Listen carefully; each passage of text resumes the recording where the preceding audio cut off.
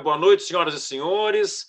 Sejam todos muito bem-vindos a mais de umas de nossas sessões literárias da Biblioteca Pública do Estado do Rio Grande do Sul, que completou há pouquíssimo tempo seus 150 anos de existência, dos quais um século é nesse belo prédio aí que todos conhecem e admiram, próximo ao Teatro São Pedro, à Catedral Metropolitana e ao Palácio Piratini, na Praça da Matriz.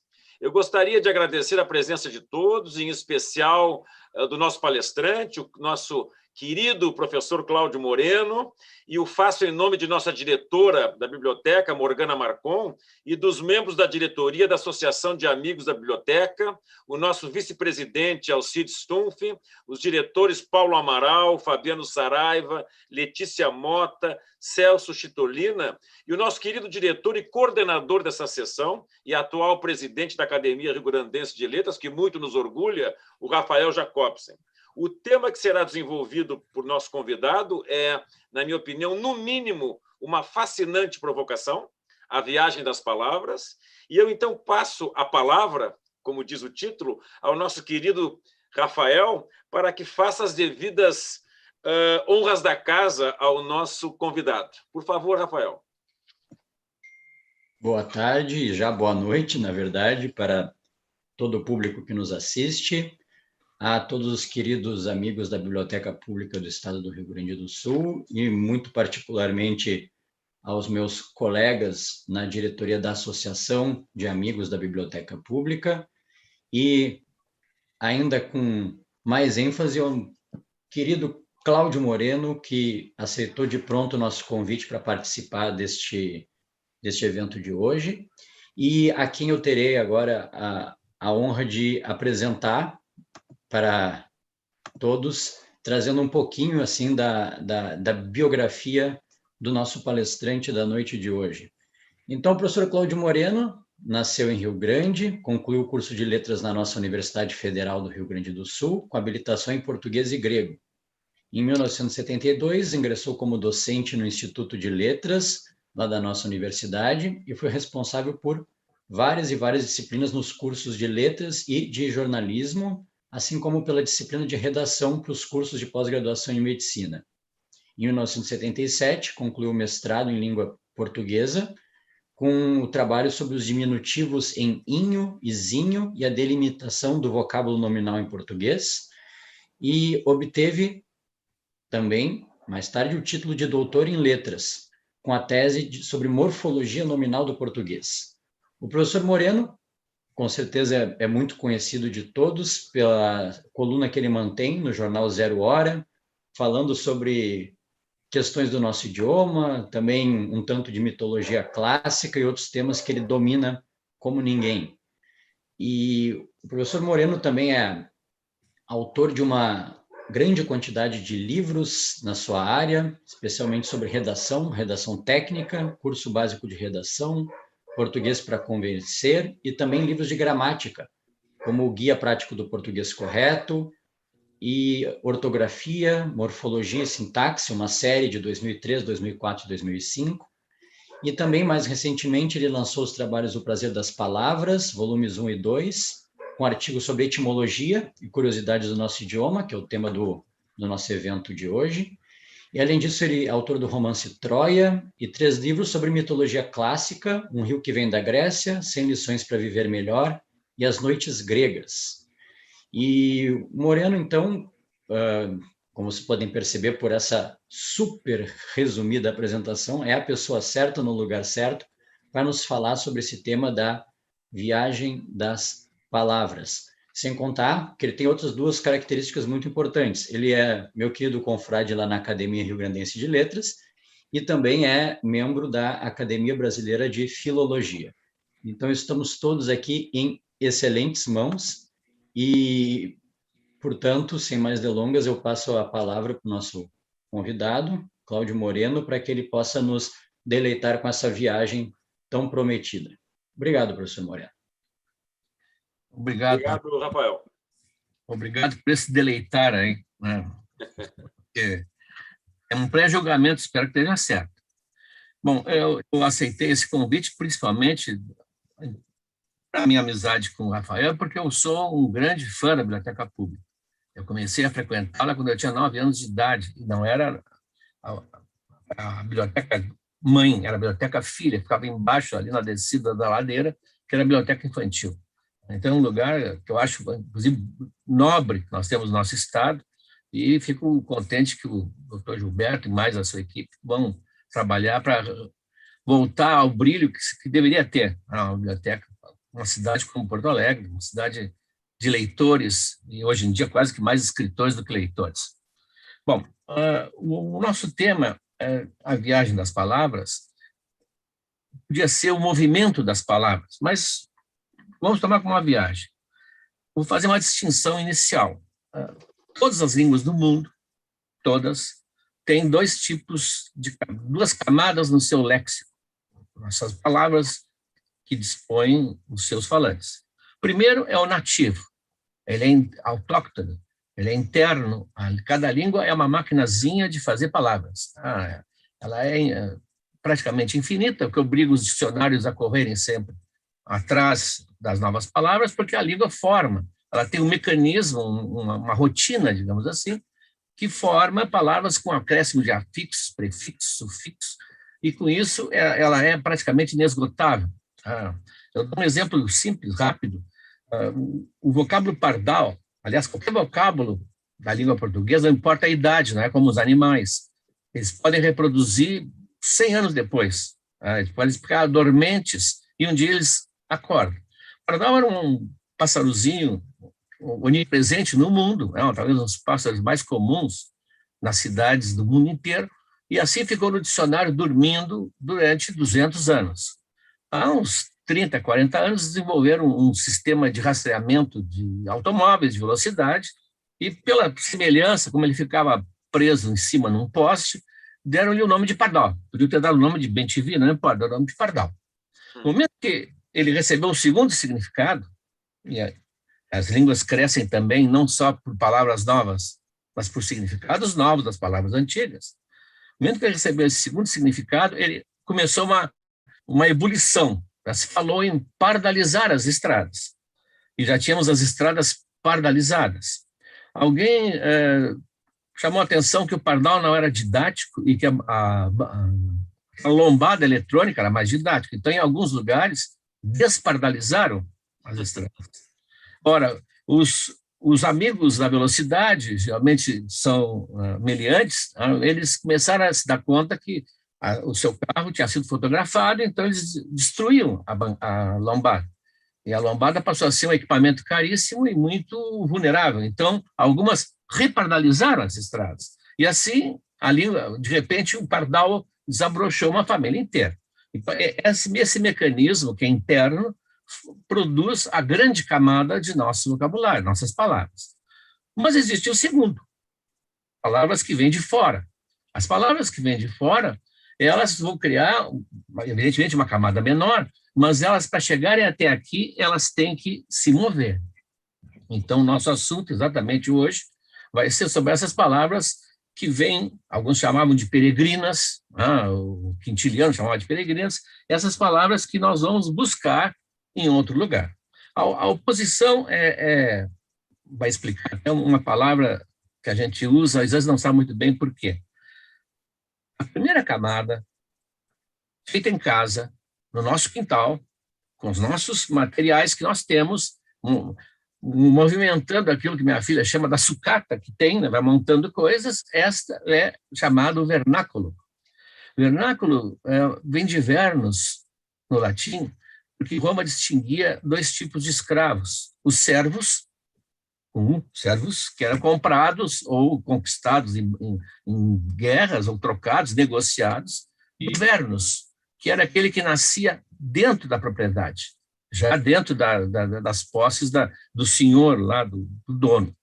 Equivale ao nosso vocábulo, que ganhou um valor pejorativo terrível, ofensivo, crioulo. Crioulo significava, sempre significou, desde o início, aquele que é criado em casa, o crioulo. Tanto que vocês vão ver textos do Gilberto Freire, ele tinha 200 escravos, sendo 20 crioulos da casa. E aqui se usa no Sul, se usa no espanhol, criollo, o arroz crioulo, o marrecão crioulo, aquele que se criou aqui. E eu lembro, muitos não lembrarão, o Rafael nem saberá do que eu estou falando, o Flávio Cavalcante na televisão, que era um possesso da televisão, que fazia um programa, Um Instante Maestro, e quebrava os discos que ele não gostava. Hoje ele ia quebrar muita coisa, né, se não fosse tudo hoje digital. Mas ele um dia quebrou o Galpão Crioulo, chamando o LP, o tempo do LP, de racista. Ele não tinha ouvido, era apenas o nosso Galpão Crioulo aqui, gravado, porque crioulo queria dizer isso. É o vernáculo. Então, essa camada, que é o vernáculo, vai se opor ao que vem de fora. O que vem de fora, por razões que são óbvias, não existe nenhuma língua do mundo completa, nenhuma língua do mundo consegue expressar toda a natureza humana, todas as nuances, todos os detalhes. Por isso a gente precisa de palavras, todas as línguas precisam de palavras dos outros, uma bolsa de valores. Mas essas palavras que vêm de fora foram chamadas e qualificadas de várias maneiras ao longo da história, inclusive mostrando sentimentos de xenofobia, muitas vezes claríssimos. Então, o quintiliano, como ele chamava de peregrinas, é bonito o nome, palavras peregrinas. Aqui muitos gramáticos chamaram de empréstimo, os empréstimos, o Saidali, que era um Saidali, como quiserem, que é um gramático dos gramáticos raiz que nós tínhamos, dizia empréstimo é uma bobagem, jamais vão devolver nem vão pagar. Então, o empréstimo era um bom nome. Outros chamavam de barbarismos. Barbarismo é um nome que lembra exatamente a postura dos gregos em relação às palavras estrangeiras. Para o grego, tudo que não era grego era bárbaro. Não quer dizer o nosso sentido de bárbaro. Tá? O bárbaros era o outro, o estrangeiro. E as palavras, portanto, estrangeiras, entraram muitas vezes nas nossas gramáticas com esse nome, barbarismo, que é um nome antigo e, ao mesmo tempo, é um nome já mostrando uma atitude meio xenófoba. O estrangeirismo é o que mais se usa hoje. O estrangeirismo é o que mais se usa. Houve há pouco tempo um grande movimento em relação ao estrangeirismo, houve forças políticas que resolveram empunhar a bandeira de abaixo o estrangeirismo, mas é por pura ignorância, como nós vamos ver. Então, eu também não gosto desse termo, porque é um termo que já está muito manchado por um bias ou bias, como quiserem, de repúdio ao estrangeiro. Eu uso o que o Luft usava também, importação. Nós importamos. É uma bolsa e se importa. E se importa o que se precisa, e não se importa o supérfluo. Alguns importam o supérfluo, como também importam coisas supérfluas para vestir, importam gadgets supérfluos, mas isso faz parte da natureza humana. Mas, em princípio, os estrangeirismos são importações necessárias. Bom, ora, se essas palavras não nasceram aqui, elas têm que ter viajado para cá. Elas têm que ter chegado aqui de alguma maneira. Evidente que eu estou falando, é um alerta importante, do português pronto. Vamos imaginar o português pronto, já consolidado, no final da Idade Média, ali início do Renascimento. Vamos imaginar, para fins de palestra, 1400. Porque antes, eu também não poderia dizer que havia palavras do português, porque o português recebeu o latim e o grego. Viajou até lá. A Península Ibérica entrou sob domínio romano, no século III a.C., começou por ali o domínio, e as palavras viajaram a pé, na taxa de 6 quilômetros por hora, que era a marcha dos legionários romanos. A pé. O latim entrou e levou junto o grego, e nós não podemos retornar a essa história, porque daqui a pouco vamos ter que retornar também ao passado do latim, ao passado do grego, que está muito além até do meu conhecimento. Então, nós falamos do português como se estivesse consolidado por volta de 1400, então, a partir daí que nós vamos falar de palavras que entraram na língua, tá? Não vamos falar antes que entraram, na verdade, praticamente 90% do nosso vocabulário entrou na Península Ibérica vindo de fora. O vocabulário local pouco se sabe e pouco restou. Muito bem. Em 1536, portanto, o Brasil tinha sido descoberto há pouco. Um primeiro gramático da nossa língua, tinha o primeiro gramático, Fernão de Oliveira. Fernão de Oliveira, quando ele fala dessas palavras, ele diz assim, o Fernão de Oliveira, as dicções, as palavras, as dicções alheias são aquelas que de outras línguas trazemos para nós, por alguma necessidade do costume, do trato, da arte ou de coisa novamente trazida à nossa terra. O costume novo traz para a terra novos vocábulos.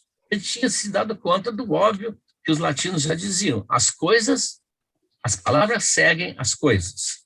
Então, se vem coisas novas, nós precisamos de palavras novas. Não é por acaso que praticamente 98% das palavras importadas do português são substantivos. Não são verbos nem adjetivos, substantivos, que estão ligados a coisas, ou a sentimentos, ou a emoções, ou palavras abstratas que a filosofia usa, basicamente substantivos. Um estudo, se nós vamos fazer agora, das palavras que entraram no português, isso pressupõe Portugal, pressupõe o Brasil, vai mostrar que certos países se especializaram em certas áreas e, por isso, contribuíram mais num tipo de vocabulário do que no outro. Isso todo mundo é conhecimento comum. Por exemplo, o inglês, a informática é dominada pelo inglês. As palavras drive, modem, mouse, software, download, os portugueses se orgulham de dizer que eles não usam mouse, que eles usam rato. E não é o mouse. Rato é rat. Mouse é o camundongo, mas camundongo eles não vão usar porque é muito longo. Eles se orgulham de não usar palavras estrangeiras na informática. Todos que sabem que eles usam a tela é écran, que é do francês. Todo mundo usa. Desse pecado, ninguém está livre. Se alguém acha que é pecado, nós vamos ver que não. Isso é apenas uma vantagem que se tem. A língua que mais importa do mundo é o inglês. Por isso tem o maior vocabulário do mundo. Muito bem. O futebol é a mesma coisa. O futebol, como os ingleses é que introduziram aqui, nós vamos ver que isso é importante, quem é que trouxe as palavras que do futebol que nós usamos são do inglês. O pênalti, a falta, que é o fall, é o chute, o craque, o time, driblar, que é uma palavra difícil de dizer, se vocês veem os jogadores dando entrevista, driblar é um vocábulo difícil, é um chibolê difícil. O estranhíssimo gol, isso aqui vai mostrar como a língua tem a sua própria vontade. Gol é uma palavra inviável no português. Por quê? Nós não temos nenhuma palavra em O que não seja com O aberto. Anzol, espanhol, lençol, não importa. Então, gol já entrou fora da nossa fonologia. Gol. Teria que ser escrito com U. Gol, voo. Mas há uma resistência de escrever com L. Escrito com L, qual é o plural? Se é com L, como sol, seria góis. Claro que não. Góis é outra coisa, o Rafael sabe. Eu sou góis. Então, seria goals. Não, é impossível essa sequência na nossa fonologia. LS, goals. Não tem. A forma mais correta seria fazer o que se faz, que é colocar uma vogal para liquidar com esse problema da consoante e fazer golo. Que alguns ainda usam, golo, o golaço, golo, 2 golos. Mas 95% do brasileiro rejeita golo, usa gol, que é uma palavra que não poderia usar. Como diz o Luft, usa, e pronto. Não poderia, mas usa. Então, as palavras também, quando entram aqui, às vezes são manipuladas de maneira diferente. O italiano, nem vou mencionar a culinária, está se aproximando a hora do jantar. O italiano, fora a culinária, que é genial, ele tem o domínio da música, o vocabulário musical. Quem estuda música seriamente usa 100 palavras, 150 vocábulos técnicos do italiano. Mesmo quem não estuda música deve conhecer piano, maestro, prima donna, área, solo, soprano, sonata, isso tudo é italiano.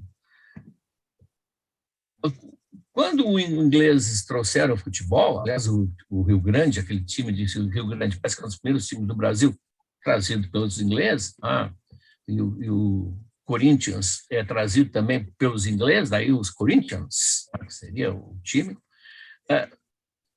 eles determinaram o vocabulário do futebol. Mas o automóvel quem trouxe foram os franceses, ou melhor, foram buscar na França. Os 2 primeiros automóveis foram trazidos pelo irmão do Santos Dumont e pelo José do Patrocínio, o abolicionista que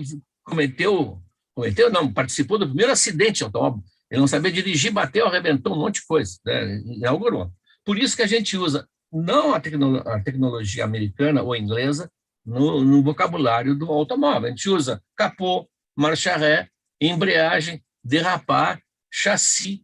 Então, dependendo do povo que nos trouxe tal tecnologia ou tal outra tecnologia, os vocábulos vêm dessa comunidade linguística. Há sempre uma má vontade nossa, por várias razões até políticas, contra o inglês. O inglês, pelo domínio, pelo imperialismo americano, ele nos desagrada, ele é muitas vezes arrogante. A Inglaterra era mais arrogante ainda. Mas é que eles não têm culpa disso, do vocábulo deles ser preferido.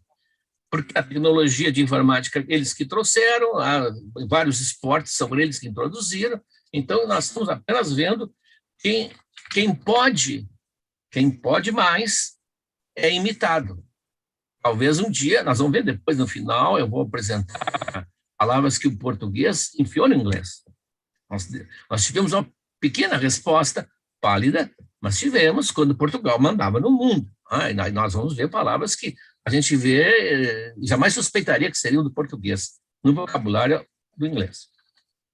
Muito bem. Se a gente tivesse um passaporte para as palavras, a gente veria de onde é que ela saiu, por onde ela passou, onde é que ela chegou. Isso existe em muitos casos, porque no momento que a palavra é uma palavra mais ou menos moderna, eu digo moderna na idade moderna, já com a imprensa, se pode seguir muitas vezes o rastro dela pela imprensa, que nós vamos ver aqui no caso da minhoca, caso que é típico. Mas em outros casos é impossível descobrir de onde é que ela saiu, porque é tamanha a trama, é tamanho o zigue-zague, que a gente não sabe muito bem quem é o pai, quem é a mãe, quem é o sobrinho, quem é o filho. Por exemplo, tem um tipo de palavra que o Luft chamava, eu cito o Luft porque eu sou discípulo declarado dele, dediquei meus livros de português a ele, e tudo que eu aprendi com ele, e quando eu penso em alguma coisa nova, eu sei que eu estou pensando com ele. Nesse ponto eu fiquei bem submisso ao mestre. Eu tive um mestre e que, inclusive, quando eu defendi minha tese de mestrado, eu dei um exemplar para ele, é claro, e 5 ou 6 anos depois ele estava arrumando o armário na URGS e disse: Moreno, tu queres o teu exemplar com minhas anotações? Eu digo: sim. Cheio de erros, de absurdos. Mestre. Muito bem. Então, ele chama de palavra de torna-viagem. Não é bonito. Torna-viagem, diz o Weiss, disse da pessoa ou coisa que, saindo de um país para o outro, volta ao de origem. Ou seja, faz uma viagem de ida e volta. O primeiro exemplo, vou dar 2 exemplos. O primeiro exemplo é o bucaneiro. Bucaneiro é uma palavra que começou no francês, boucanier, que era um nome que eles deram a um pessoal do Caribe, na ilha de Hispaniola, em Tortuga, que depois vai ser região de pirata, que eles defumavam carne em grades de madeira e defumavam a carne. E essa palavra teria vindo, os franceses deram esse nome por causa de boucan, que os franceses usavam, vindo do índio tupi, moquém, famosa carne moqueada. Bom, esse bucaneiro, portanto, a palavra veio da nossa língua indígena, foi pelo francês que estiveram aqui no Rio de Janeiro, levar essa palavra para eles, e aplicada a esse pessoal que defumava carne lá no Caribe. Depois, esses que defumavam carne no Caribe encontraram algo mais rentável, passaram a ser piratas, alimentavam piratas, passaram a ter associação com piratas e logo eram piratas. E o inglês pega a palavra buccaneer para chamar já os piratas, já não mais os nossos charqueadores, digamos assim, de carne. Pois bem, Esse buccaneer entrou no português como bucaneiro. Então, o que aconteceu? Quem é o dono dessa palavra? O tupi, que produziu o moquém, o francês, que ouviu o moquém como bucan, ou que deu o nome de bucanier para aqueles lá, trabalhadores lá da carne, ou o pirata, ou voltou para... Isso é um zigue-zague. Ou seja, quase como a gente faz com as nossas matérias-primas. Levaram a matéria-prima e devolveram transformada. É uma palavra que foi e voltou. Quem é o pai, quem é a mãe, quem é irmão, todo mundo é parente. O segundo é o feitiço. Feitiço é uma palavra portuguesa. Palavra portuguesa daquelas de 1400, que na verdade ele herdou do latim. Mas é uma palavra já adaptada, trabalhada pelo português. Feitiço. Feitiço, ele era usado na Península Ibérica para bruxarias. Toda a bruxaria da Península Ibérica ou era em português ou era em espanhol. Em português era feitiço, em espanhol era hechizo, retiço. Ao virem para o Brasil e ao começar o terrível tráfico dos escravos, os escravos pegaram a palavra feitiço, as suas mandingas, os seus feitiços mesmo. E os franceses pegaram dos africanos e transformaram em fetiche. Só que fetiche depois foi reelaborado, colocaram numa caixa com papel de seda e nós recebemos de volta com outro sentido, o fetiche em outro sentido, mas que é o feitiço que foi e voltou. Então, a paternidade não é muito fácil de determinar. Quem é que fez fetiche? É o francês? Ou lá vamos pegar a cadeia toda e vamos começar lá no Portugal, passando pelos africanos? Bom, às vezes também as peripécias são tantas que a gente não... É melhor sentar na poltrona, se recostar e aproveitar, se divertir. É o caso famoso, eu digo, não sei se famoso, é o caso do Peru, sem alusão nenhuma. A pergunta é simples. O país, o Peru, ganhou esse nome por causa da ave, ou a ave ganhou esse nome por causa do Peru? A história do Peru é fantástica. Isso foi levantado pelo professor Silvio Elia, já falecido, um dos dramáticos que o Brasil teve, mas ele não foi muito longe, ele levantou assim, quase como um conselho: olha, examinem, investiguem a história do Peru. Então, a investigação da história do Peru nos mostra o seguinte: esse animal ele é originário do México, ele já era domesticado no México e usado como animal de alimentação. Os espanhóis levaram o Peru para a Espanha, ou seja, para a Europa. E na Europa ele teve um grande sucesso, porque os grandes banquetes, que eram geralmente de ostentação, eles tinham que ter peças assim, peças espetaculosas para colocar nas mesas, como javalis inteiros, mas se imagina um porco inteiro, e as aves maiores que eles conseguiam comer, já que a avestruz não é tão comestível assim. Era o cisne, o ganso e o pavão. Quando entra o peru, com a sua carne, que é bem melhor que as outras, e é um animal de grande porte, ele foi um sucesso muito grande. E na Inglaterra, quem vendia o peru, quem comercializava o peru, eram os comerciantes levantinos, o Levante ali, o Oriente, que era o Império Turco. Então, para os ingleses, eles chamaram esse animal de Turkey Cock, galo da Turquia. E logo o galo caiu fora e ficou Turquia, como hoje é inglês.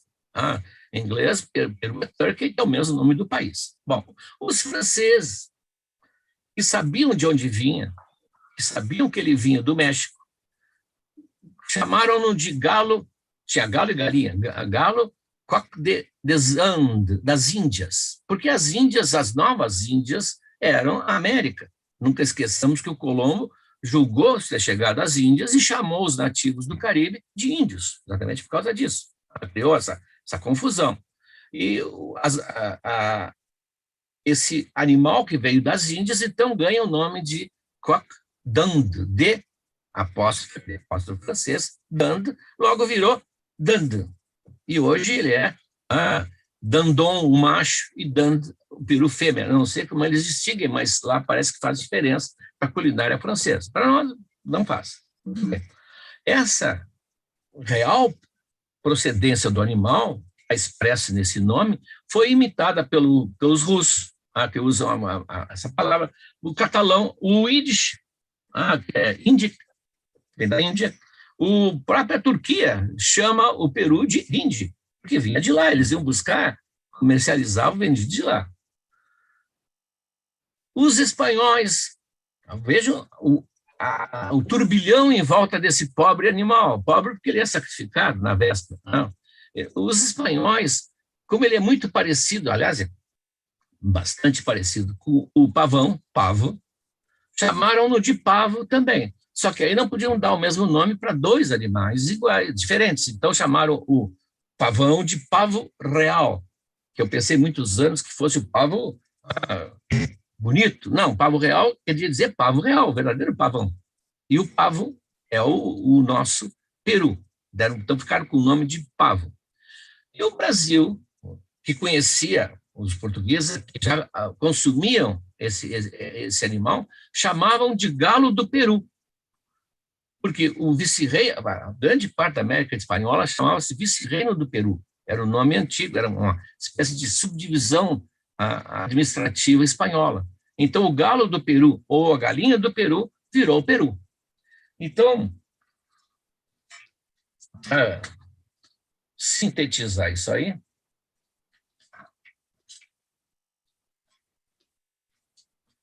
o Peru veio do México, mas os ingleses pensaram que tinha vindo da Turquia. Os franceses, os catalães, os bascos, os árabes, os russos, os judeus do mundo todo e os próprios turcos pensaram, com certa razão, que ele tinha vindo das Índias. Os espanhóis sabiam de onde ele vinha, mas não o chamaram de México, preferindo situá-lo como um primo americano do pavão. E nós, brasileiros e portugueses, pensamos que ele tinha vindo do Peru, que não conhecia o Peru. Isso é uma palavra, uma palavra, mostrando esse verdadeiro turbilhão, vai e volta, vai e volta. Na verdade, o Atlântico foi cruzado 2 vezes, no mínimo, aí, essa palavra sendo trocada de um para o outro. Quando a gente tenta descobrir de onde veio a palavra, muitas vezes a gente é enganado por falsas semelhanças. Aqui, em etimologia, em linguística, vale aquele princípio: nem tudo que reluz é ouro, nem tudo que balança cai. O fato de 2 palavras serem parecidas em línguas diferentes não quer dizer nada. A nossa voz, nosso aparelho fonador, ele é igual no mundo inteiro. Por isso ele produz um número muito grande, mas limitado de sons. Claro que tem as sequências infinitas, mas é muito comum um mesmo vocábulozinho ser igual lá no tupi, no persa, ou no russo, ou no turco antigo. As coincidências são gigantescas. Isso não quer dizer que a palavra tenha uma origem naquela outra região, porque talvez nunca tenha havido contato de uma cultura com a outra. Então, quem caiu nisso, por exemplo, foi o Apolinário Porto Alegre. Apolinário Porto Alegre, que escreveu o nosso Populário Sul-Rio-Grandense, que é uma interessantíssima obra. Ele pecou por isso, ele era muito erudito, conhecia várias línguas mortas, inclusive, não só as línguas vivas, e ele, então, numa das partes daquele seu Populário, que é uma espécie assim de miscelânea interessante, ele encontra uma palavra tupi que é parecida com uma palavra do sânscrito. Mas como que vai haver um contato entre o tupi e o sânscrito? Um exemplo que eu vou mostrar aqui para vocês é o caso do mameluco. O mameluco é uma palavra que o dicionário do Wise explica, ela é uma palavra do árabe, mameluco, que designava os escravos ou soldados especiais da milícia do sultão. É uma espécie de guarda de honra, os mamelucos. Aqui foi usado para o cruzamento étnico de brancos com índios. Mameluco. Quem estuda as etnias brasileiras, o cafuzo, o mulato, o mameluco, está lá. Então, o Apolinário Porto Alegre cismou que vinha de uma palavra indígena. E quando isso acontece, isso em etimologia, em fonologia, as tentativas de acertar as coisas são terríveis. Não sei se alguns tiveram, a maioria talvez tenha tido a experiência de ter livros de matemática com as respostas no fim. Então, a gente tinha um livro com as respostas no fim. O problema era difícil, eu tinha a resposta. Então, fazia aquela famosa conta de chegar, tira 2, bota 2, voltando, leva para chegar. Por isso que os professores só avaliavam se vissem o desenvolvimento do raciocínio. Nem sei se isso hoje se usa ainda, né? Mas era assim que se fazia. Então, ele fez uma conta de chegar. Então, ele diz assim,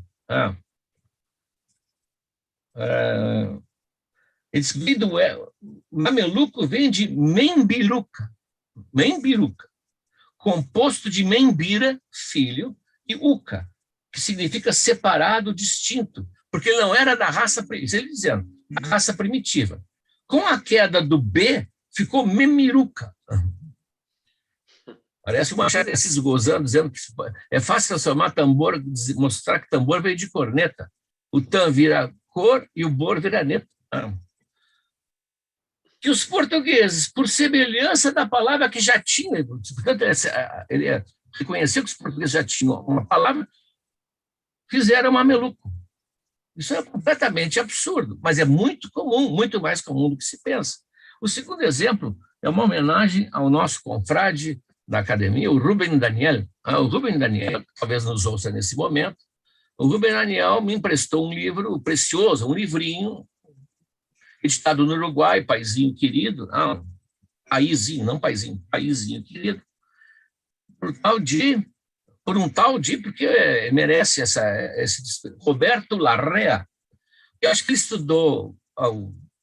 fez um estudo clássico e produziu um livrinho delirante, que é muito divertido, eu vou ter que devolver para o Daniel, aliás, que se chama Vestígios Léxicos Gregos em la habla gauchesca. Vestígios léxicos do grego na fala gauchesca, em que ele quer provar que muitos dos que vieram para a região do Prata vieram das Canárias, e as Canárias tinham muito grego, então o grego entrou na fala gauchesca.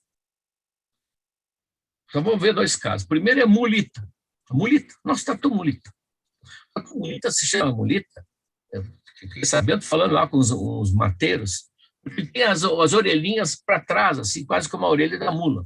Por isso que chamaram de mulita. Mas ele está inconformado. Ele diz que sempre foi uma palavra enigmática. E os castelhanos, diz ele, dizem que é um diminutivo vulgar da palavra mula. Mas isso não me convenceu. Por que mulita? A analogia pode existir entre uma mulita e uma mula. Ele não sabia da orelha. Sem dúvida, existem algumas. Os dois animais são vertebrados, quadrúpedes, mamíferos. Mas por que então não podia ter sido vaquita ou ovelita? O raciocínio é brilhante, brilhante. A resposta é simples. É que mulita não é um diminutivo. É derivado da palavra grega mulitis. Essa palavra é composta do verbo mulon, moer, e do substantivo litos, pedra. Significa pedra de moer. Ele está puxando. Esse aqui puxa. Ele sabe puxar um inteiro aqui, como eu vou dizer. É evidente que num pilão primitivo, a pedra superior deve ter inevitavelmente a forma e o tamanho de uma mulita. Ora, como não? Imagina como não. Observe como deve ter sido profunda a influência da língua grega sobre os recém-chegados à América, que ao verem pedras de moer animadas andando pelo solo, que eram as mulitas, não encontraram exclamação melhor do que mulitis. Assim nasceu mulita. Isso foi, quando exclamaram, foi recolhido por algum ouvinte que espalhou facilmente em todo o território, e nós temos a origem de mulita. E a segunda, como não tem crianças na sala, é sorete. Sorete, dizer, a palavra mais grosseira, sorete, era originariamente um eufemismo. Quer dizer, para não dizer uma palavra grosseira, eles usavam sorete. Sorete vem do grego sorites. Aliás, quem estudou lógica é um dos silogismos. Sorites, que significa montão, grande quantidade. Veja a delicadeza do gaúcho, que ao invés de dizer ali tem um pedaço de merda, prefere dizer ali há um sorites. Quando todo mundo ficou sabendo dizer do que se tratava, deixou de ser um eufemismo. Aliás, aqui, eu acho que vale para o sorete, para quem não está ouvindo não sabe o que é, a mesma definição que o severo dicionário da Academia, Real Academia Espanhola, o DRAE, um grande dicionário, todo dentro dos conformes, dá para morron, que é uma palavra que significa exatamente o sorete. Definição: porção compacta de excremento humano que se espelhe de uma só vez. Até eu coloco aqui, é impossível não admirar a elegância e a precisão com que os acadêmicos saíram dessa. Bom, então, tudo isso vocês vão encontrar. A internet, então, é a mãe da divulgação. Aquilo que se chama de fake news tem as falsas etimologias, as falsas origens. Eu nem tento combater isso, porque não, eu sou um só e eles são tantos. A sequência no tempo também pode determinar de onde veio a palavra, como é que ela viajou essa palavra, por que ela se moveu. Aqui o exemplo é o caso aquele da minhoca. A minhoca, no Brasil, houve uma disputa, ainda há, muito grande, se é de origem africana ou se é de origem indígena. Até o som, minhoca, parece assim uma coisa meio nativa. Uns dizem que vem do quimbundo nhoca, ou do Jung, é outra língua banta, munioque, verme, bichinho para isca. Isso é o Ney Lopes. Ney Lopes fez um dicionário de africanismos, só que ele, em muitos desses deslizes, é parecido com, então ele acha que veio de lá, ele jura que veio de lá. Outros dizem que não, os indianistas, que tem a torcida, dizem que não. Vem de minhogá, que significa verme extraído da terra. Acontece que foi encontrado em um texto de 1415, um texto de Montaria. Montaria era os livros que tratavam da caça. Os nobres tinham uma biblioteca de montaria. Montaria ou monteria, ir ao monte e caçar. Então, nesse manual de montaria, ele diz que os porcos deixam rastros e que, para saber se ele está por ali ou não está por ali, se é dia de caçar porco, já sei porcos do mar, as minhocas são importantes, não sabe? Porque sobe nas pegadas do porco, isso lá na região de Portugal. Então, esse texto usa a minhoca várias vezes em 1415. Ora, se é de 1415, não havia escravidão, não havia indígena, não havia nada. Portugal estava quieto lá em Portugal. O que levou agora a uma nova hipótese. Essa palavra é portuguesa, com certeza. É portuguesa. De onde veio, ninguém sabe também, não se sabe tudo. E eles é que passaram essa palavra para a fala aqui dos africanos e dos índios. Houve um caminho inverso, facilmente provado, porque temos escrito em 1415, 1430, vários exemplos da minhoca, muito antes de estabelecer, inclusive, se saber que existia América. Eu nem sabia que existia América. Bom, essas palavras, então, que atravessam, às vezes, o Atlântico, que atravessam desertos, que vêm lá do Ártico, nós temos iglu, nós temos tobogã, que vem lá dos Inuits. Essas palavras podem ser recebidas de várias maneiras. A maneira mais inteligente, me parece, é a maneira do português. Essas línguas mais conhecidas. O francês importa a palavra, porque ele precisa importar. Às vezes importa a palavra resmungando, principalmente se vem do inglês, ele não gosta. Mas ele pronuncia a maneira francesa. Pressing, de passar, é pressing, como os nomes, Kennedy, Marilyn Monroe, eles fazem aquela pronúncia, portanto, eles asseguram a grafia, mas mudam a pronúncia. O português não, ele acha, isso é um intuitivo nosso, os nossos estudiosos foram achando que era melhor manter a identidade da palavra, era o som, e mudar a ortografia para não deixar com que a palavra viesse perturbar O nosso sistema, que é tão arrumadinho, nosso sistema ortográfico, pasmem, é talvez o segundo mais organizado das línguas ocidentais. Francês é um inferno, quem conhece, com 3 acentos numa palavra. O inglês tem 3 ou 4 sons para a mesma letra na mesma posição. Basta ver a reclamação que eles fazem da ortografia. A nossa, embora tenham mexido agora, não deveriam mexer, mas é arrumadinho. Então, para evitar isso, se faz o que se chama de aportuguesamento. O aportuguesamento é uma atitude extremamente cordial. É mais ou menos como receber o imigrante de lá e dar-lhe um título de cidadania. Ele passa a ser uma palavra que não vai chocar ninguém, porque ele não tem, ele deixa no portão do aeroporto os traços que ele tinha da ortografia estrangeira ou dos sons estrangeiros, mas mantém-se aproximado. Vou ver um exemplo aqui. Tem milhares de exemplos.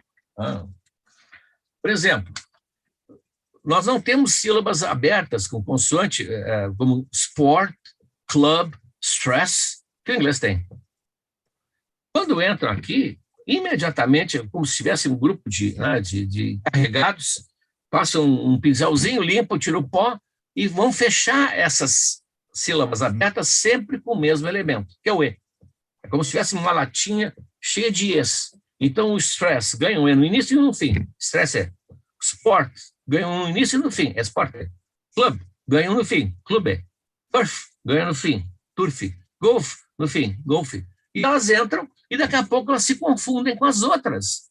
O exemplo, por exemplo, do francês, o francês tem a terminação age. A sabotage vem do francês. Sabot é o tamanco que eles punham nas engrenagens para trancar, para fazer sabotagem mesmo.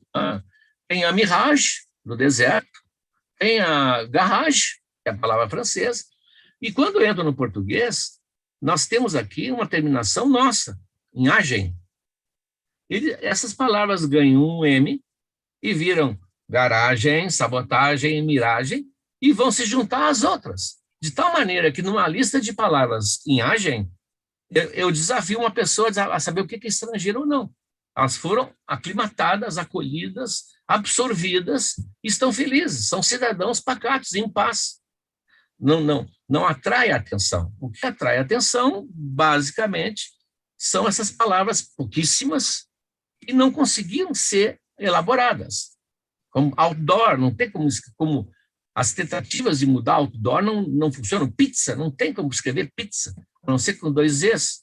Off, que irrita tanto, sempre que me fazem perguntas para o jornal, por que essas boutiques colocam off com 2 Fs? Por que não põe liquidação? Porque, na verdade, a gente usa as palavras não só para se comunicar, a gente usa as palavras também para mostrar coisas. A gente não usa a roupa só para cobrir a nudez, muitos usam a roupa para mostrar um status, mostrar uma sofisticação que eles acham que tem. Então, uma leitora me perguntou por que chamam o banheiro de toalete se lá na rodoviária é WC? Eu digo, meu filho, isso é uma lição das classes sociais. O toalete porque é mais fino, o WC porque é mais objetivo. Então, é claro que a moça da boutique podia escrever torra-torra. Podia. Mas ela escreve off com 2 Fs porque ela está querendo dizer que pertence a um clube especial, um clube refinado. Tem direito. Assim, uma pessoa tem direito de usar uma bolsa do Louis Vuitton de R$25 mil. Isso não quer dizer que isso vai ser adotado. São palavras que são usadas, às vezes, como luxo. Tá? Bom, mas houve muitas reações às palavras estrangeiras, principalmente as que não conseguem se adaptar. Mas mesmo as adaptadas eram acusadas, apontadas a dedo, caçadas como se fossem inimigos do povo. Houve um movimento fortíssimo ligado ao início do século XX, onde surgem todos os movimentos políticos autoritários, ao fascismo. Mussolini, na Itália, perseguiu todas as palavras estrangeiras, nem sanduíche podia usar, era um decreto, era panino, que até hoje usa o panino na Itália, mas a panino grávido, isso era o sanduíche, para não usar a palavra sanduíche, que era em inglês. Então, movimentos ultranacionalistas, e na linguagem chamavam-se de puristas. Eles queriam a linguagem pura. Por que não usamos a linguagem dos clássicos? Por que estão conspurcando a nossa linguagem? Vocês estão vendo até aqui, de puro já não tem mais nada essa linguagem. Essa aqui já não... assim, ela já frequentou o bordel da troca de palavras.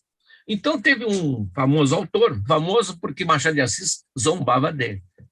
É bom ser zombado pelo Machado, pelo menos ficou famoso, o Dr. Castro Lopes. O Dr. Castro Lopes, ele se imbuiu da missão de limpar a nossa língua dessas palavras estrangeiras. Mas se elas foram importadas, porque nós não tínhamos um nome para coisa, como fazer? Ele criou, claro, o Dr. Castro Lopes, não teve dúvida. Ele pegou elementos do grego, do latim, mais um pouco de imaginação, tomou algumas doses de bebida forte, e vou mostrar alguns exemplos. Chofer, não, vem do francês. Autista. Hoje ele estaria em maus lençóis, chamando quem dirige de autista, do alto. Garagem, não, autococheira. Dizendo, nós já temos a cocheira, então vamos botar autococheira. Chalé, não, castelete. Pequeno castelo. Engrenagem, a solução dele até que foi interessante, entrosagem. A engrenagem seria chamada de entrosagem. O feérico, como vem de fé, que é fada, ele tentou transformar para fádico. Fádico, é uma fada. O abajur, bom, abajur ele tentou lucivelo ou lucivel, o que vela a luz. Sim, ele tinha mas uma lógica demente, né? Lucivelo. Ludâmbulo, o que seria um ludâmbulo? O turista, é o que anda para diversão, o ludâmbulo. Massagem, ele sugeriu premagem, de apertar, macena da massa do francês, ele não queria. O pince-nez, que nós não temos mais, aqueles óculos que prendiam no nariz, que o Machado usava, as duas lentes se abriam e grampeavam o nariz, devia ser extremamente incômodo. Ele sugere nasóculos, que é os óculos do nariz. A greve é uma palavra francesa, que era aquela praça com aquela pedrinha, que é a greve, onde se reuniam os operários, daí veio o nome da greve. A greve, ele sugeriu operinsurreição. Operinsurreição, explica ele, que é a insurreição dos operários. Futebol, vários. Pedibola, balípodo, ludopédio. Qual é que ficou? Futebol. É simplesmente isso. Preconício era o reclame, que é o nosso anúncio. Né? Ele cismava com reclame, porque reclame é uma coisa que minha avó usava, o reclame no rádio. Ele preconício, porque preconizava alguma coisa. E assim por diante. Não é preciso dizer que essas palavras todas morreram. Hoje estão sendo usadas, até estou usando aqui, a chacota, e usadas para assustar aqueles que ainda tentam, de vez em quando, se opor a uma palavra que não tem substituto. Porque muitas vezes tentam substituir por coisas que não são iguais. Eu me lembro que um radialista esbravejava contra o iogurte. Essa maneira de chamar de iogurte, sabemos que é coalhada. Aí, falando com um especialista, não tem nada a ver iogurte com coalhada. Tudo são variantes de uma coisa, mas não são iguais. O único que ele sugeriu, vejam só, a única palavra que ele sugeriu, que vocês usam, que eu uso, é cardápio. Cardápio, ele implicava com o menu, o menu, que ele chama hoje. Então, ele criou o cardápio, a carta, e essa ficou. As outras, o doutor Castro Lopes passou como o exemplo das coisas inúteis que se tenta. Bom, então, para não só nós estarmos recebendo palavras, nós recebemos grandes quantidades de palavras, inclusive dos africanos, centenas, não recebemos dos índios, porque nós não nos apropriamos das palavras deles, e as palavras de outras línguas nós também produzimos. Bom, primeiro, Portugal, ele foi um grande responsável pela divulgação do Oriente para a Europa. Os portugueses saíram na frente, fizeram a volta na África e foram entrando Oriente adentro. Aliás, quem lê o Fernão Mendes Pinto, Peregrinação, entraram sendo temidos e odiados e temidos, porque eles eram terríveis. Houve aqui um mito da ineficiência portuguesa, mas coisa nenhuma. Eles foram até o Japão, entraram no Japão, inclusive o São Francisco Xavier, eu acho que ele morreu dentro do Japão tentando converter os japoneses ao cristianismo. Também era difícil, mas eles entraram. Basta ver até hoje Goa, a região está lá ainda, né? Bom, então, muitas palavras da Ásia viajaram, assim como Marco Polo trouxe alguma coisa da China, assim como os reis magos trouxeram alguma coisa, os portugueses trouxeram para o Ocidente chimpanzé, manga, macaco, banana, mosquito, kimono, mandarim. Eles é que trouxeram. Não. Claro que a palavra chinesa, mandarim, mas não foram os chineses que... O Portugal foi o vetor que trouxe. Aqui no Brasil, eles também encontraram uma fauna, uma flora totalmente diferente, e eles é que foram levar para a língua de todas as línguas do mundo. Tem, por exemplo, piranha, dicionário, tapioca, caju, em inglês escreve cachu, caju, curare. Então, termos que eles simplesmente transportaram. Mas há termos portugueses, eu pesquisei no inglês, que estão até hoje e a gente não suspeita. O primeiro é negro.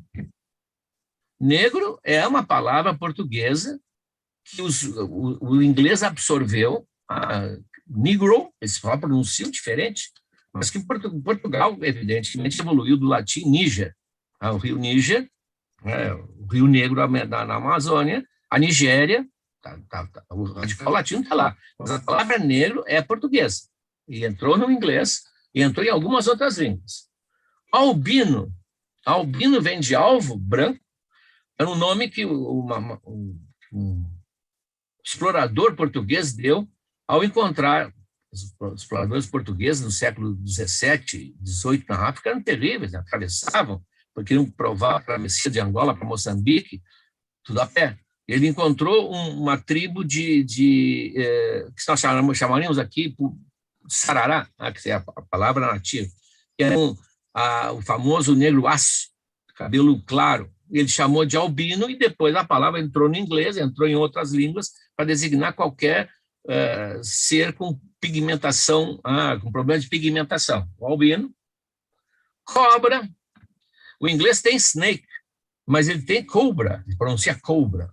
Aquela cobra que Portugal conheceu na Índia, que é aquela cobra que a naja, cobra de capelo, dizia Portugal, ou cobra de capuz. Chamavam cobra de capelo ou cobra de capuz. E depois terminaram chamando só de... os ingleses passaram a chamar de cobra, aquela. Então, snake tem muitas, mas quando se fala no inglês em cobra, é a naja que eles buscaram no português. Casta.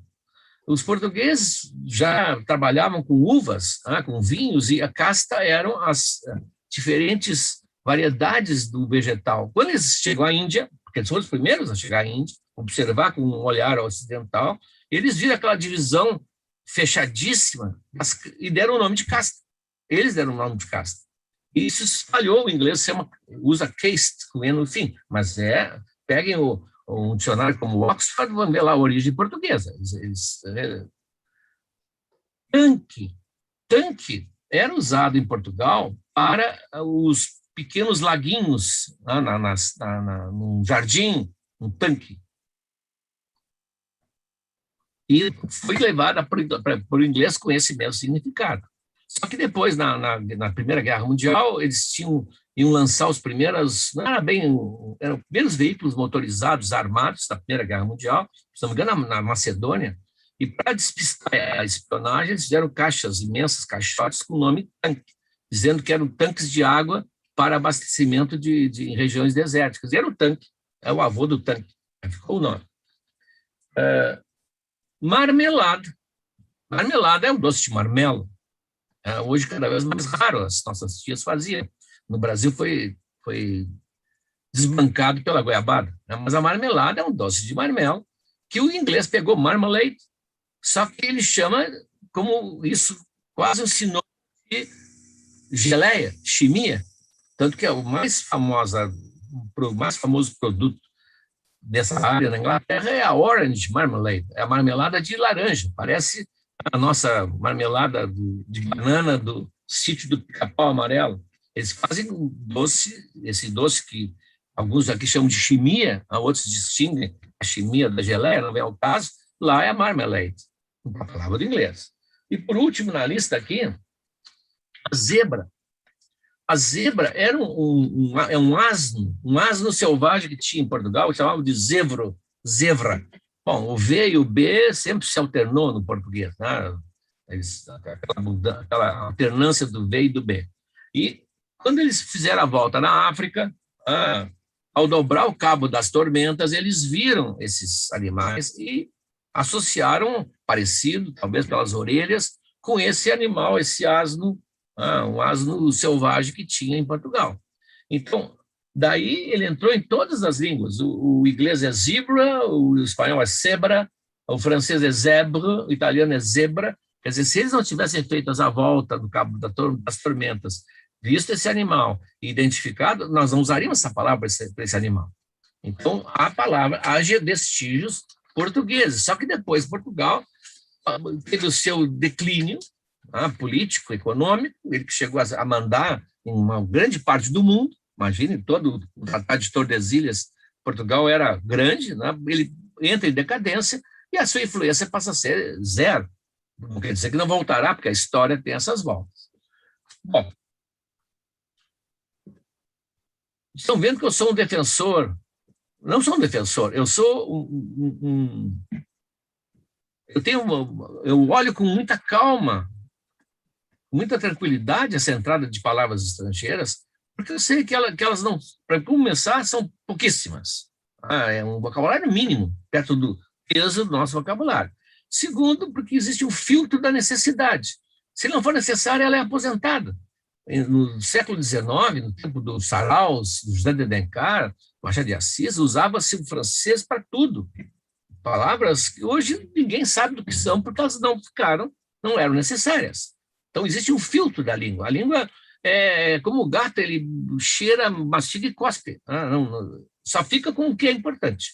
Então, em primeiro lugar, isso aí. Então, eu tenho tranquilidade. E segundo, porque, embora eu já não esteja na nova geração há muito tempo, eu tenho a certeza que nós estamos vivendo uma mudança aqui. As palavras viajavam antes a pé, no caso de Roma, depois por navio. Depois, quando surgiu a imprensa, um livro podia atravessar o Atlântico e disseminar um vocabulário muito grande. Depois os jornais. Mas agora, e o McLuhan tinha razão há tanto tempo, 20 anos atrás, agora na idade do rádio, da TV, da internet, é instantâneo, e está se criando a famosa aldeia global do McLuhan. Só para ter uma ideia, nós temos já palavras que são consideradas universais, se destacaram da sua pátria, não pertencem mais a nacionalidade nenhuma e simplesmente pertencem ao vocabulário de praticamente metade das línguas do mundo. Claro, as línguas civilizadas, temos muitas línguas ainda primitivas. São elas: álcool, aleluia, banana, biquíni, canguru, chocolate, elefante, futebol, gay, golfe. Claro, pode ter alguma mudançazinha fonética numa pronúncia.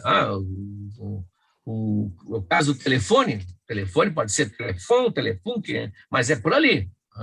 Hotel, jazz, microfone, música, ninja, planeta, rádio, sauna, striptease, por que não? Táxi, teatro, telefone, de novo, televisão, tigre, vídeo, violino, xerox, yoga e Zoom. Essas eles fazem uma testagem assim, essa pega em 60 línguas. Aí já tem algumas outras que só pegam em 40, mas é o futuro. Essas palavras, exatamente por sua utilidade, estão vendo, estão ficando apátridas. Nem se falará mais em palavras estrangeiras um dia. Então, eu fico extremamente tranquilo. Sei que um dia, talvez algumas palavras brasileiras portuguesas vão vencer no mundo se expressarem alguma coisa que não está sendo expresso em outras línguas, mas não nos tira nada, nada, se nós aceitarmos os nomes certos para as coisas certas, mesmo que elas tenham uma origem estrangeira. E diga-se, só reclamo da origem quando for do inglês. Se não for do inglês, a reclamação é pouca. Acho que é isso. Nós estamos... Está na hora, né? Me disse uma hora, disse o Rafael? Não sei. Eu sugeri uma hora para... Foi mais ou menos o tempo da nossa apresentação no evento anterior com o professor Sequim. E ficando mais ou menos nesse período, nós temos ainda algum tempo para trazer debates. Claro, para debate, exatamente. Então, não sei se você aproveitar alguma coisa. Não, aproveitamos muito. Eu aproveitei demais. Muito, eu adorei. Maravilhoso. Nós estamos com 2 votos a favor. Posso fazer uma pergunta, Rafael?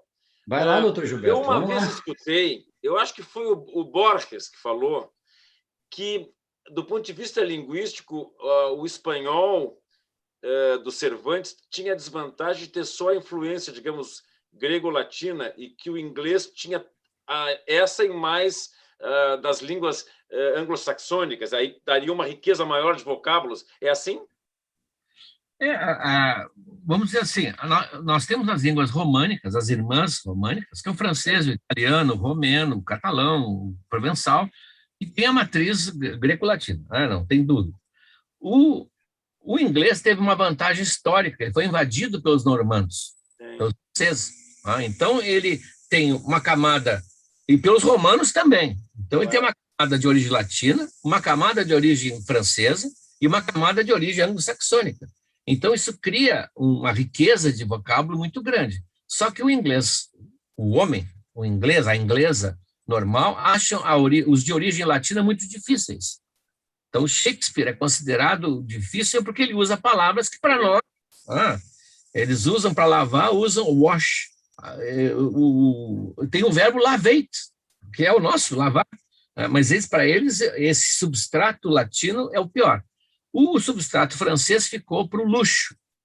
Então, por exemplo, na culinária, ovelha, a pronúncia, me desculpa, é sheep, pode ser sheep. Alguém vai dizer, não, isso aí é navio. Não, sheep, ovelha, perdoe. Mas na hora de comer é mutton. A carne tem um outro nome, porque era da mesa das mansões.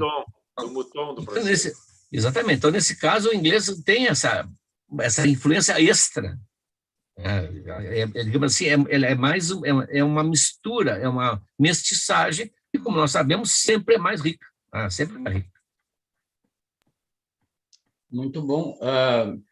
Pessoal, temos algumas interações das pessoas que estão nos assistindo lá pelo YouTube, e o nosso querido Léo Jolovich está assistindo, e quando o professor Moreno estava falando sobre aquelas palavras vindas do francês que receberam o sufixo "em" no português, o Léo lembrou de sacanagem. Essa eu não sei, essa é do Brasil mesmo, a sacana. Essa é do Brasil mesmo? Sim. Não, embora a França fosse antigamente associada assim, né? A França é o lugar da libidinoso. Eu acho que foi por isso que o Léo pensou que o sacanagem tivesse passado num sacanagem. Alguma coisa sim, assim. Desgraça pouco é bobagem. Muito boa.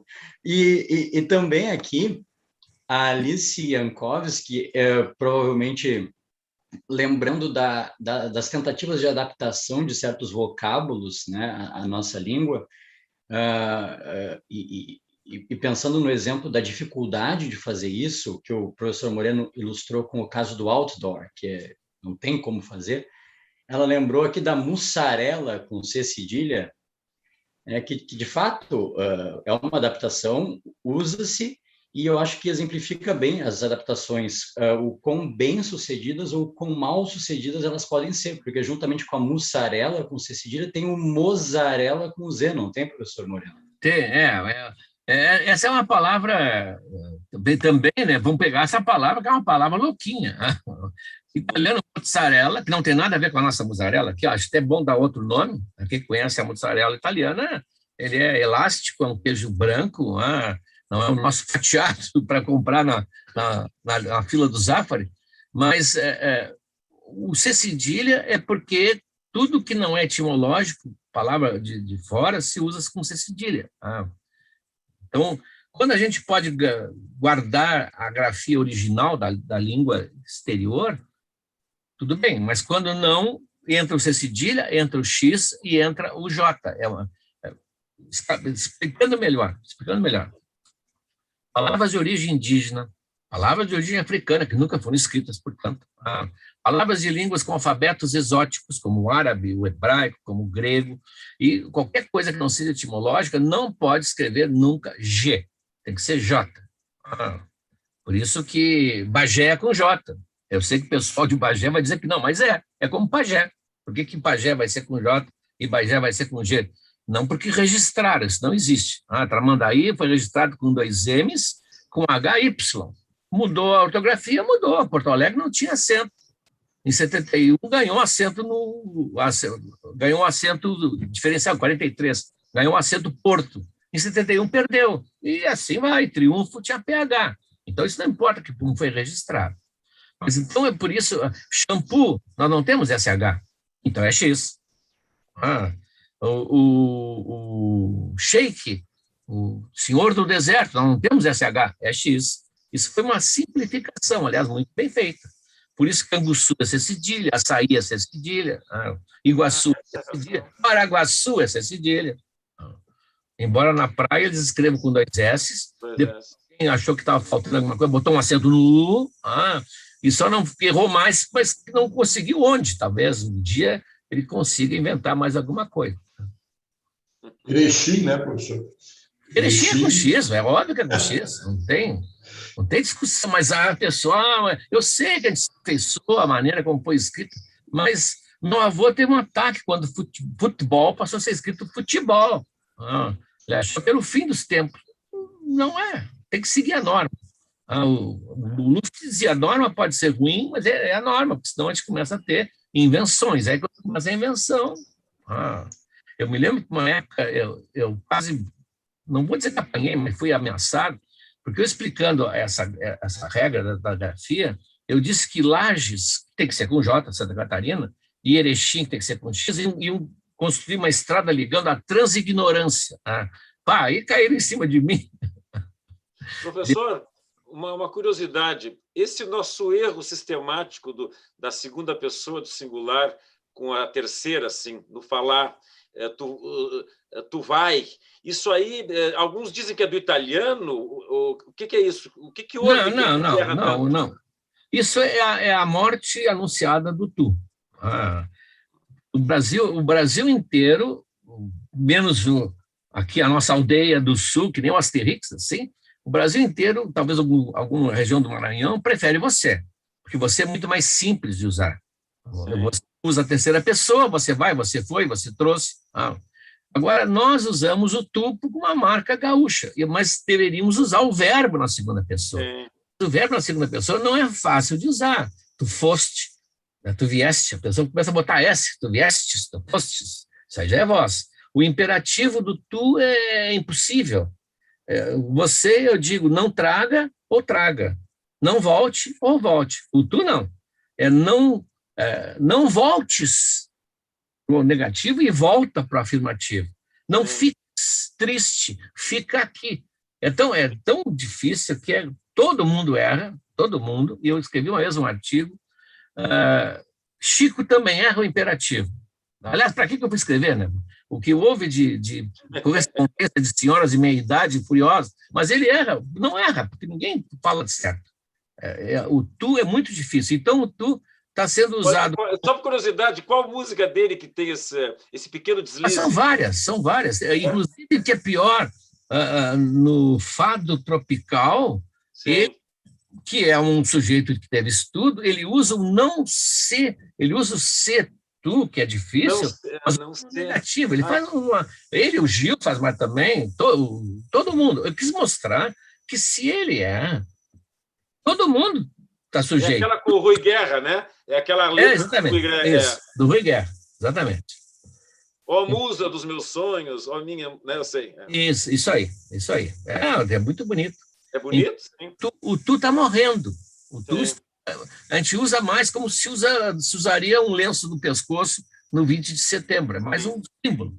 Embora seja um tratamento, eu acho maravilhoso, porque eu escrevi várias crônicas da Grécia e o Ivan Pierre Machado disse, Moreno, isso aqui tem alcance nacional.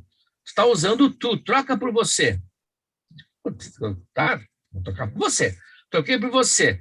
O arquivo Word aumentou de tamanho, porque você exige várias voltas para ficar claro que eu estou falando da pessoa e não do outro. Você viu o seu irmão, o seu irmão é o irmão dele, é muito difícil. Você é o tu claríssimo.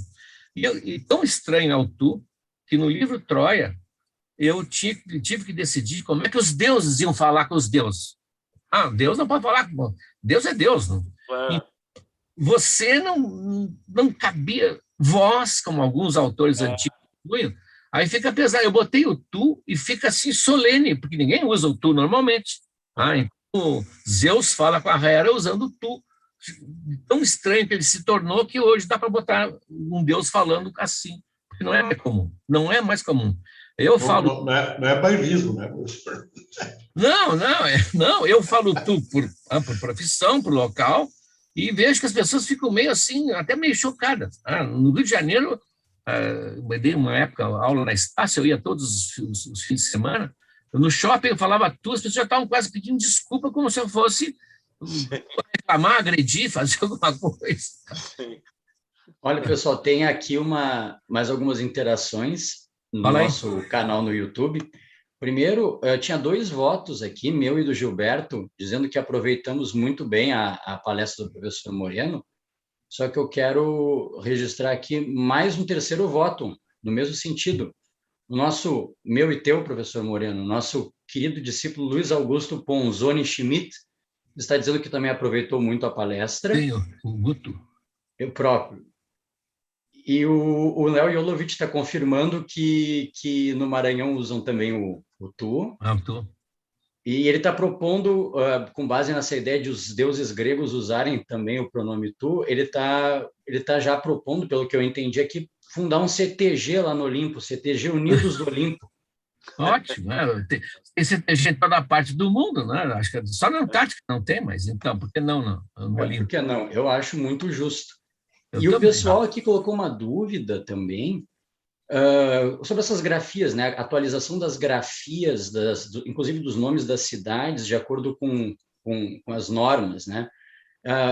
O Alberto Afonso Landa Camargo trouxe exemplo do nome próprio, que poderia ser entre tantos, do nome próprio Jussara, com C cedilha, que se consagrou como Jussara, com 2 S's. Jussara tem C cedilha. Não, o nome próprio da pessoa, a pessoa dá segundo a fantasia, os pais dão segundo o seu amor, às vezes segundo o seu ódio, né? Condenam o filho a um nome fatal, então escreve como quiserem. Mas existe a forma canônica. Então, se eu disser assim, na minha turma, na minha chamada, tem 4 Tiagos. Eu vou escrever 4 Tiagos com TI. Embora um seja com TH, o outro seja com THY, o outro, a mãe é numeróloga, botou um H no fim, Tiago, não importa. São 4 Tiagos. Então, Jussara era do tempo em que as mulheres tinham algo de flor. Então, chamava de rosa, violeta, hortênsia. E os que tinham um certo sentimento nacionalista foram para plantas nativas. Então, tem a jurema, aliás, o aquecimento que tem um valor alucinógeno, que eu não sabia, a jurema, e a jussara, que é uma palmeirinha que dizem que cujo verde se destaca no meio dos verdes. É tão bonita que é. Então, se rosa, substantivo comum, se escreve com S, rosa, nome tem que ser com S. Então, a gente bota com Z, bom, mas aí já é invenção. Então, jussara, se substantivo comum está lá no dicionário, é com C cedilha, porque é palavra indígena.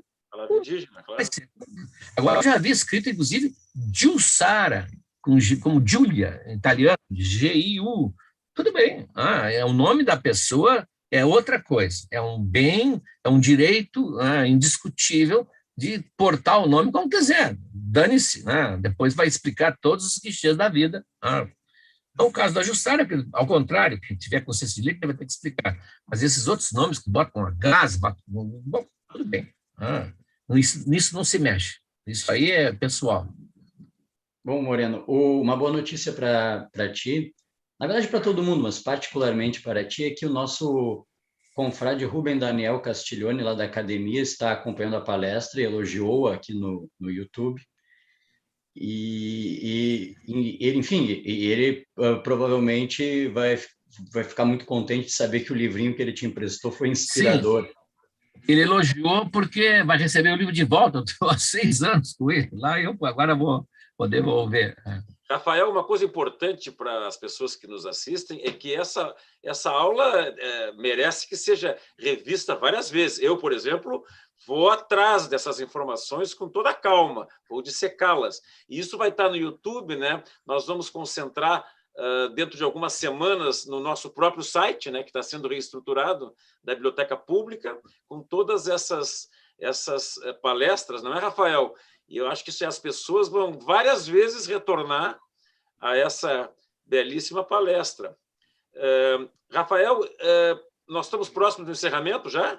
Tem mais alguma pergunta? Temos ainda uns 10 minutinhos. Eu vou só reforçar o que o Gilberto disse, realmente importante isso. Essas palestras vão ficar no canal da biblioteca para serem vistas em revistas e também depois vão para o site. Então, até mesmo quem não pôde assistir hoje, façam correr a notícia, poderá assistir depois à vontade.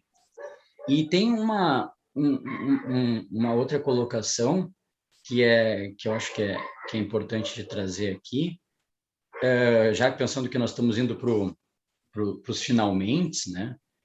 É justamente com relação... uma pergunta, assim, filosófica, digamos assim, para fechamento, né? O Moreno soltou uma frase que eu achei formidável, dizendo basicamente o seguinte, que as palavras correm atrás das coisas, né? E isso me lembrou uma série de afirmações, inclusive aquela ideia, praticamente os escritores têm muito, né, do le mot juste, lá do Flaubert, de procurar a palavra certa para designar a coisa que se deseja designar. E em particular, me lembrou o caso do Guimarães Rosa, que enfim, ele nós sabemos, ele ressuscitava arcaísmos há muito tempo perdidos, trazia palavras de outras línguas à vontade para os seus escritos, inventava algumas, e perguntado certa vez se ele poderia ser classificado como um revolucionário da linguagem, ele disse, não, eu prefiro me ver como um reacionário da linguagem, porque o que eu faço, na verdade, é tentar reencontrar a palavra naquele momento em que ela mal se desgrudou da coisa. Então, ele pensava que ele tinha essa missão de dar às coisas o nome que descreva, de certa forma, a essência delas, digamos assim, né? E por sua vez, isso me puxou um outro pensamento, que eu acho que o Moreno vai gostar de falar sobre isso, que é sobre o Crátilo, lá do Platão, em que tem aquele debate sobre se os nomes das coisas são convenções ou se são realmente uma expressão da essência delas. Se os nomes brotam, por assim dizer, das coisas. Então, essa é uma coisa, como eu disse, muito filosófica, daria uma outra palestra, mas eu gostaria de ouvir um pouquinho do Moreno sobre essa questão. Ok, nós vimos como é que as palavras transitam para lá e para cá, mas como é que se dá esse colamento ou esse descolamento da palavra com a coisa? O problema todo, Rafael, para pensar nisso, nós vamos chegar à origem da linguagem, que ainda é como o infinito lá do... não chegaremos nunca. O Saussure decretou, e todo mundo concorda, que a palavra é arbitrária, o signo é arbitrário. Pode ser que, por algum som, possibilidade... O inglês, para soluço, diz hiccup. Parece um soluço, né? Sim. Em alguns casos, é onomatopaico. Em alguns casos, é onomatopaico. Em outros casos, é aquele sentimento poético o sentimento poético não é da poesia, é da linguagem, em linguística se chama sentimento poético quando há uma espécie de transmissão de uma sonoridade que é melhor do que outra. Está presente, por exemplo, no foto que não é colorida, é foto preto e branco. Por que não é branco e preto? Porque a ordem nos agrada é preto e branco. Alguma coisa que não é palpável, sonoridade está influindo. Os achados e perdidos que a gente usa, que os portugueses zombam de nós, porque eles dizem, primeiro foi perdido, depois foi achado. Então, eles dizem perdidos e achados, mas para nós, achados e perdidos tem uma coisa, isso é o lado poético da linguagem. Isso que o poeta, por exemplo, capta. Os poetas captam isso muito bem. Então, na hora de batizar alguma coisa, não se pode imaginar alguém na pré-história olhando e dizendo, vou chamar isso disso, vou chamar isso daquilo. Não. Eles iam emitir sons, ninguém sabe até hoje como é que funcionou isso aí, que representava algumas vezes o som do animal, ou o som do soluço, outras vezes um conjunto de sílabas que, vamos dizer assim, esse conjunto pegou e o outro não pegou. Um deu certo, foi usado, e aí nós chegaríamos à origem da linguagem, ao mistério da linguagem. Esse é um mistério. Como o pensamento também, como é que a linguagem se elaborada no pensamento. Tem várias observações, mas nunca é uma daquelas coisas que sabemos que está lá, mas nunca chegaremos. É como a parede do universo.